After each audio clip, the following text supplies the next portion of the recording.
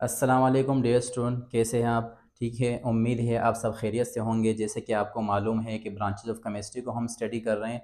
3 branches हम कर चुके हैं और आज हम बात करेंगे फोर्थ ब्रांच जो कि हमारे पास है, बायोकेमिस्ट्री। बायोकेमिस्ट्री क्या है? बायोकेमिस्ट्री की लफ्ज़ पे अगर हम गौर करें तो बायोकेमिस्ट्री ये 2 लफ्ज़ का कम्बिनेशन है। एक हमारे पास है बायो और सेकंड हमारे पास है केमिस्ट्री।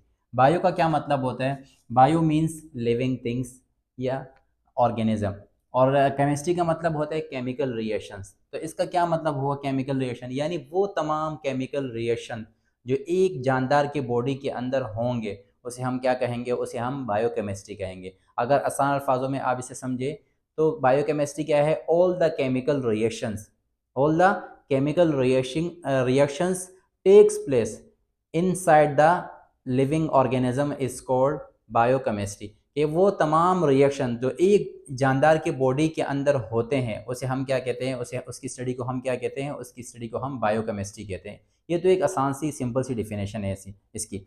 अगर इसे हम डिटेल में स्टडी करें तो बायोकेमिस्ट्री क्या है? Biochemistry is the branch of chemistry. ये हमारे पास क्या है? ये हमारे पास केमिस्ट्री की एक ऐसी ब्रांच है they deals with the study of, जिसके अंदर हम स्टडी करते हैं, डील करते हैं किसकी? Composition of biological molecules, structure of biological molecules, chemical reactions of biological molecules inside the body of living organism is called biochemistry। क्या मतलब हुआ इसका? इसका मतलब यह है कि हमारे पास बायोकेमिस्ट्री एक केमिस्ट्री की ब्रांच है जिसके अंदर हम स्टडी करते हैं। किसकी स्टडी करते हैं? बायोलॉजिकल मॉलिक्यूल्स की। बायोलॉजिकल मॉलिक्यूल्स क्या होते हैं?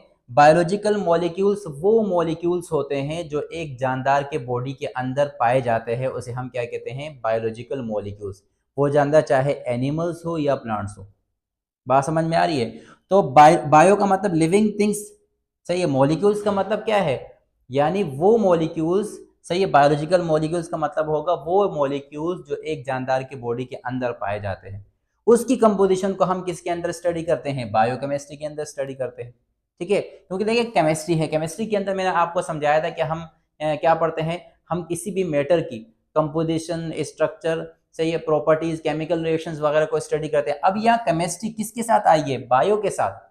यानी केमिस्ट्री किसकी केमिस्ट्री करेंगे हम? एक जानदार के बॉडी के अंदर जो केमिस्ट्री है उसकी स्टडी क्या है? बायोकेमिस्ट्री है। ठीक है, तो composition of biological molecule. Second हमारे पास है स्ट्रक्चर ऑफ बायोलॉजिकल मॉलिक्यूल। जो एक जानदार के बॉडी के अंदर जो बायोलॉजिकल मॉलिक्यूल्स मौजूद है उसके स्ट्रक्चर को भी हम बायोकेमिस्ट्री के अंदर स्टडी करेंगे। इसके बाद अगर हम बात करें chemical reactions of biological molecules, यानी वो तमाम केमिकल रिएक्शंस जो एक जानदार के बॉडी के अंदर होते हैं उसकी केमिकल रिएक्शंस को भी हम बायोकेमिस्ट्री के अंदर स्टडी करेंगे। ठीक है, ये 3 मेन पॉइंट है।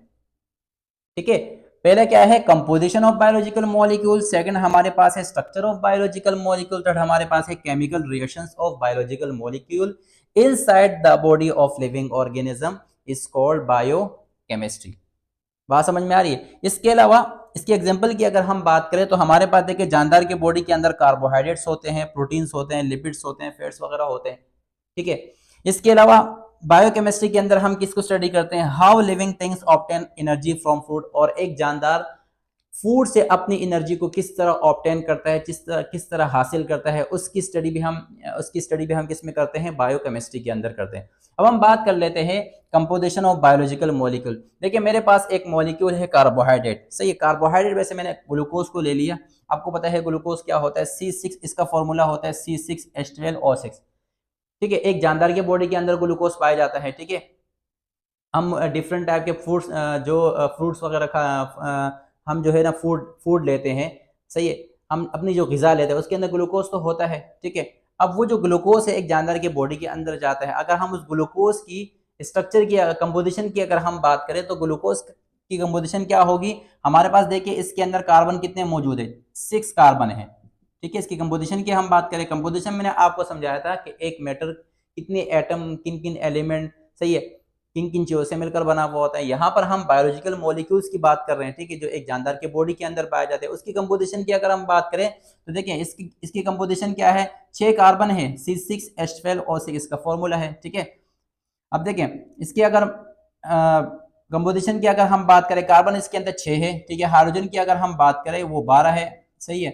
और इसी तरह अगर हम ऑक्सीजन की अगर मैं बात करूँ तो वो 6 है। ये इसकी क्या है, कंपोजिशन है। इसकी ग्लूकोज की कंपोजिशन है। ये ग्लूकोज एक बायोलॉजिकल मॉलिक्यूल है जो एक जानदार के बॉडी के अंदर पाया जाता है या हमें हासिल होता है फूड से, ठीक है। इसी तरह अगर मैं बात करूं स्ट्रक्चर ऑफ बायोलॉजिकल मॉलिक्यूल, यानी इसी की स्ट्रक्चर की अगर मैं बात करूं तो ये इसका स्ट्रक्चर है, ठीक है। इसी तरह अगर मैं बात करूं केमिकल रिएक्शंस की, इसकी केमिकल रिएक्शंस की अगर मैं ग्लूकोज की बात करूं तो हम जो फूड लेते हैं, सही है, फूड जब हम लेते हैं तो उसका रिएक्शन किसके साथ होता है, सही है, in the presence of oxygen. Oxygen क्या करता है, उस फूड को बर्न करता है एज अ फ्यूल, ये बर्न हो जाता है। उसके रिजल्ट में हमें क्या मिलती है, हमें मिलती है एटीपी।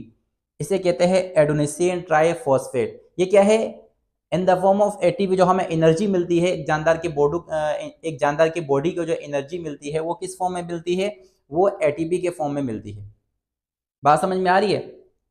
तो और साथ में हमारे पास H2O यानी पानी और कार्बन डाइऑक्साइड भी रिलीज हो जाती है, ठीक है। ये क्या है, एक केमिकल रिएक्शन है जो एक जानदार के बॉडी के अंदर हो रहे, किस तरह होते हैं, ठीक है। इसकी स्टडी हम किसके अंदर करते हैं, बायोकेमिस्ट्री के अंदर करते हैं, ठीक है। तो उम्मीद है आप सबको समझ आ गया होगा बायोकेमिस्ट्री के अंदर हम क्या पढ़ते हैं। असल में आसान डिफिनेशन इसके आसान अल्फाजों में इस तरह मैं आपको समझाऊं कि बायोकेमिस्ट्री के अंदर वो तमाम रिएक्शंस होते हैं, वो तमाम रिएक्शन जो कहाँ होते हैं, एक जानदार के बॉडी के अंदर होते हैं। अब वो जानदार के बॉडी के अंदर जो रिएक्शन हो रहे हैं, ठीक है, उसकी स्टडी क्या है, उसकी स्टडी क्या है, बायोकेमिस्ट्री है। इसके अलावा अगर हम बात करें तो बायोकेमिस्ट्री के हम किस तरह एक जानदार से फूड ऑब्टेन कर हम फूड से किस तरह जो है ना एनर्जी हासिल कर सकते हैं, एक जो है ना जानदार फूड से एनर्जी किस तरह हासिल करता है, उसे भी हम बायोकेमिस्ट्री के अंदर पढ़ते हैं, ठीक है। तो ये बायोकेमिस्ट्री की आसान सी डिफिनेशन है, ठीक है, कि बायोकेमिस्ट्री क्या है। It is the branch of chemistry that deals with the study of composition of biological molecules, structure of biological molecules, chemical reactions of biological molecule inside the body of living organism is called biochemistry। ये हमारे पास क्या है, biochemistry है।